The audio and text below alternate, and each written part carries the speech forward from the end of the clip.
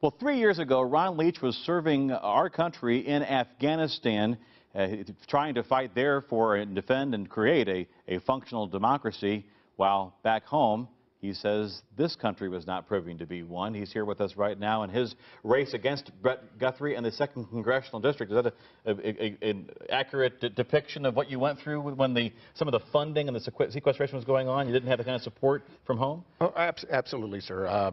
My first deployment, actually, 2003, I went across the berm from Kuwait to Iraq with no plates in my armor, 20 rounds of ammunition scrounged from a amnesty bin, and nothing but a 9mm pistol, hitch and ride on soft-skinned Humvees to get up with the 82nd Airborne, told that we had to go to war with the army we had, not to the one we wanted, despite the fact that it was a war of choice, which was the wrong answer. More recently, yes, my 4th combat tour in Afghanistan with the 3rd Brigade out of Fort Knox. Which is now being... Yes. Dismantled, or it is already the casing of the colors has occurred. It has been retired as a brigade, as a combat brigade. But I spent 2011 in Afghanistan with 126 Infantry Battalion as their physician assistant with the 3rd Brigade. Found it a little frustrating that while we were over there to stand up a functional democracy, myself and thousands of my fellow soldiers, that we didn't seem to have one at home. And that was preceded the sequester. That was the year of the big debt ceiling standoff. You know, there's no question that we need to get our long-term federal fiscal house in order. But you don't do it by telling the world that you might be a deadbeat nation. You know, the same Congress that had committed us to those obligations that were pushing us beyond our debt ceiling were now throwing tantrums, telling the world we might just default. So, you know, I had young soldiers going out on combat patrols every day that need to be focused on mission, you know, dangerous mission. We were in RC East, eastern province of Afghanistan.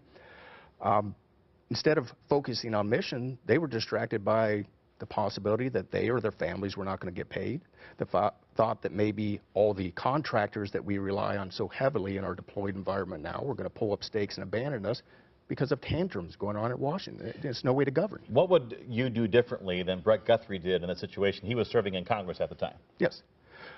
First off, we need to get back to passing budgets in regular order, as we have done in the past before our politics got so poisoned and so partisan. You know, too much of what's going on up there is ideology ahead of governing and partisanship ahead of people. They're more concerned about having a good show for the moment and for the latest polls than they are governing for the next generation. We need to get back to reaching towards the center, coming up with an 80% solution, moving forward, correcting what needs to be fixed. We used to do it before. I'm old enough to remember when we actually had functional government. That's what we need to get back to. We cannot afford, you know, once we went from the debt ceiling standoff, which the world responded by saying they no longer trusted the United States to govern anymore. They did not trust the United States to act like responsible adults anymore, downgraded our debt. First time in history. Follow that with the sequester. You know, as we were just talking about earlier, you know, the sequestration was something so draconian, so harsh, that it was going to force Congress to go and do a budget, to do regular order business as they are hired to do. Again, they failed.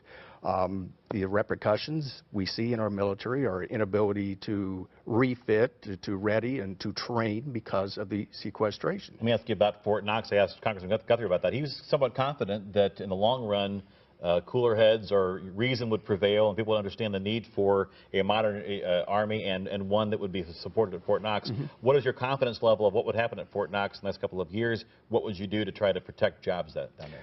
Without an active, engaged advocate in Washington, my confidence level is not as high as I would like it to be.